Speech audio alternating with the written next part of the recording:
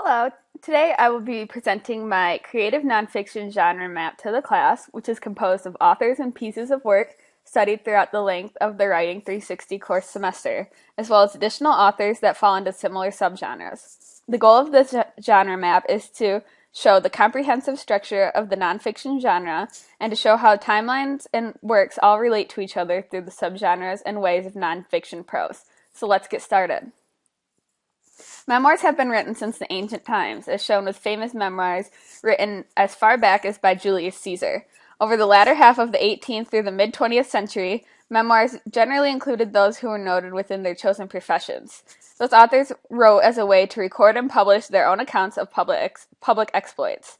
In the early 1990s, memoirs written by ordinary people experienced a sudden upsurge, as an increasing number of people realized that their ancestors and their own stories were about to disappear, in part as a result of the opportunities and distractions of the technological advances. Publishing a memoir, as well as given an oral history, is both an exercise in remembering and performing. Some of the famous memoirists that we studied through class include Amy Wilinski. She was born in 1969 and is still alive today. Her best works include Passing for Normal, a memoir on her symptoms, diagnosis, and treatment with Tourette's syndrome and obsessive-compulsive disorder. Another memoirist that we studied in class is Joan Didion. Her novels and essays explore the breakdown of American morals and cultural chaos, where the dominant theme is individual and social destruction. Sense of anxiety and dread fills most of her work. She was born in 1934 and is still alive today. Some of her best works include Goodbye to All That, Slouching Towards Bethlehem, After Henry, Political Fictions, and Where I Was From.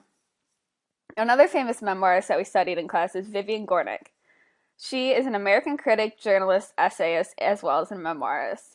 She was born in 1935 and is still alive today. Some of her best works include The Situation and the Story, The Odd Woman in the City, and Essays in Feminism. Some other famous memoirs include Diary of a Young Girl by Anne Frank, A Child Called It by David Pelzer, I Know Why Caged Birds Sing by Mary Angelo, and Running with Scissors by Augustine Borrow.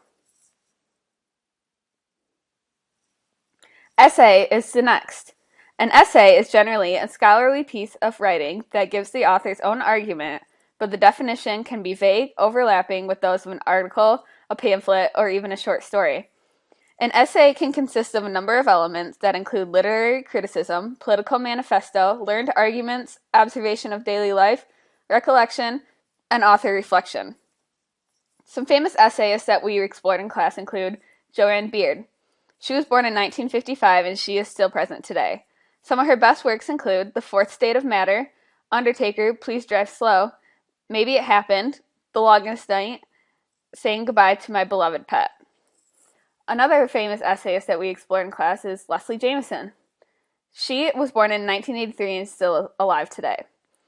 Some of her best works include The Gin Closet, Empathy Exams, which is a collection of essays that hit number 1 on the hit number 11 on the New York Times bestseller list. Another is David Foster Wallace. He is an American novelist, short story writer, and essayist, as well as a professor of English and creative writing. Some of his best works include A Supposedly Fun Thing I'll Never Do Again, Consider the Lobster, and Both Flesh and Not. He was born in 1962 and passed away in 2008. Patrick Madden is next. He is a modern-day essayist who wrote Hepatitis, Mein Culpa, A Hint of the Garlic, Of Thumping, and A Sudden Pull Behind the Heart. Another one that we studied in class is Eula Bliss. She's an American nonfiction writer and won the Carl Sandburg Literary Award, the Pushcart Prize, and the National Book Critics Circle Award. She was born in 1977 and is still alive today. Some of her best works include Time and Distance Overcome and All Apologies. Next is Laya Papura. She's an American poet, writer, as well as an educator. She was born in 1964 to present. She has included some of her best works, such as 3 collections of essays, including Rough Likeness, On Looking and Increase, and 1 collection of translations. Next is Deborah Tall. She's an American writer and poet who lives from 1951 to 2006. She's the author of 4 books of poetry and 3 works of nonfiction, with some of her best works including From Where We Stand, A Family of Strangers, and The Island of White Cow. Next is Michelle Morano. Her essays have appeared in journals and anthologies such as Best American Essays, The Georgia Review, the Missouri Review, Ninth Letter, and the Fourth Genre. Her best work is Grammar Lessons. John DeGata is next. He is the author of 6 books of nonfiction. He was born in 1975 and is still alive today. His best works include Round Trip, The Next American Essay, The Lost Origins of the Essay, and The Lifespan of a Fact. Dinty Moore is next. He was born in 1955 and is still alive today. His best works include The Emperor's Virtual Clothes, Between Panic and Desire, and Dear Mr. Essay Writer Guy. There are some different types of essays that we studied in class that these writers also incorporate. Personal essays have an I, but they do not follow a change in the author. These essayists include Joanne Beard, Leslie Jameson, Mark Twain, Lee Gutkin, F. Scott Fitzgerald, Michelle Morano, and Donovan Hahn. Familiar essays circle a subject, but the narrator does not enter. This is characterized by a personal quality of writing and a distinctive voice. Some of these essayists include Sir Francis Bacon and Hilary Belloc. A lyric essay is a juxtaposition and association with a poetic use of language. Some lyric essayists that we have studied include Deborah Tull, Eula Bliss, Dinty Moore, and John DeGata, as well as Anne Dillard, Lauren Isley, and Laya Papura. Next we have political and social commentary. Political or social commentary is the act of using rhetorical means to provide commentary on issues in a society.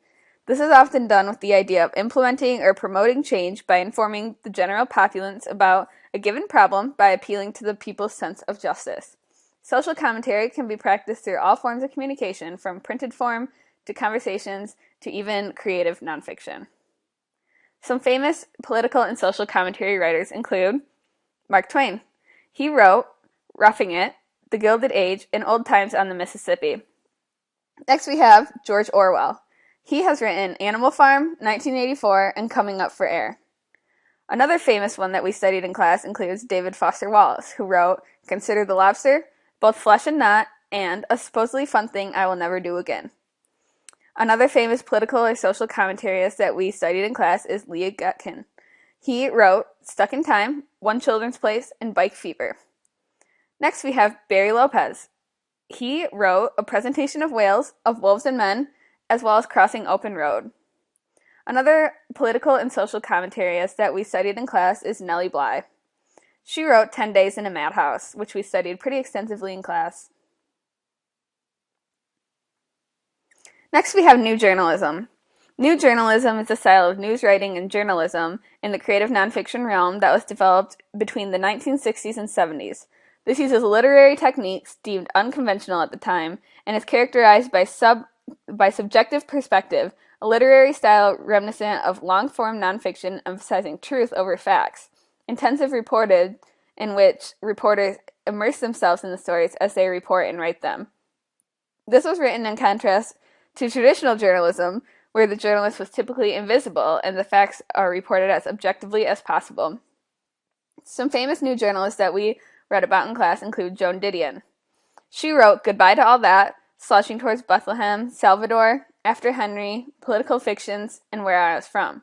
Her novels explore the breakdown of American morals and cultural chaos, where the dominant theme is individual and social destruction. Next we have Philip Gourevitch. He is an American author and journalist, as well as a longtime writer for The New Yorker and a former editor of the Paris Review. He was born in 1961 and is still alive today. Some of his best works include Standard Operating Procedure and We Wish to Inform You. Next we have Vivian Gornick.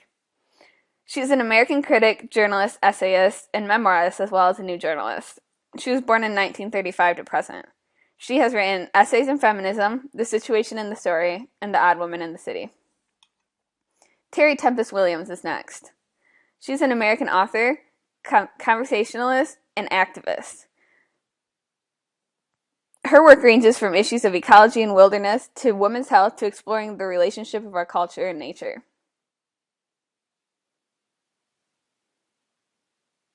Other works of new journalism include Tom Wolfe, who was kind of credited with discovering new journalism in 1973. Next we have Nellie Bly with 10 Days in a Madhouse, Lee Gutkin with Stuck in Time, One Children's Place, and Bike Fever, Michael Herr with Dispatches, and Gay Talese with The Bridge, Fame and Obscurity, and Honor Thy Father. Travel and food writing is the next subgenre. Travel books range in style from documentary to literary to journalistic and humorous to serious. They are often associated with tourism and include guidebooks, meant to educate the reader about destinations, provide advice for visits, and inspire readers to travel. It can be found on websites, periodicals, and even creative nonfiction books. The first author that we have that was studied in class includes Peter Hessler.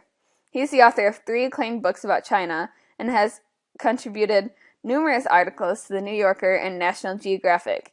He was born in 1969 and is still alive today. Some of his best works include Rivertown, Oracle Bones, and Country Driving.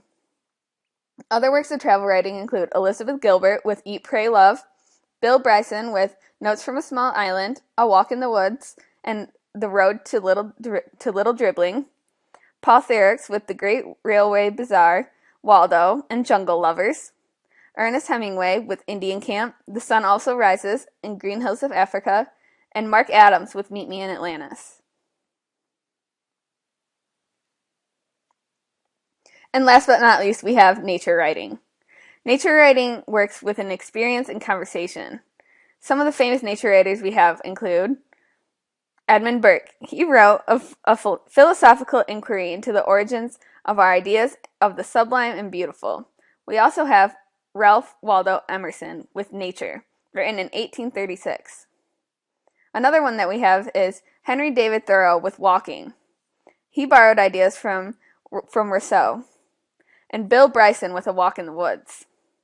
Personal experience of nature writing is more in-depth than just taking walks. It's more of a personal experience that changes the author in some way, which includes writing about the experience. This is done through Anne Dillard as well as Henry David Thoreau. An environmentalist writing uses more of a purpose in trying to get a message across with a very strict agenda. Rachel Carson, who wrote A Silent Spring, is credited with being a very strong environmentalist writer.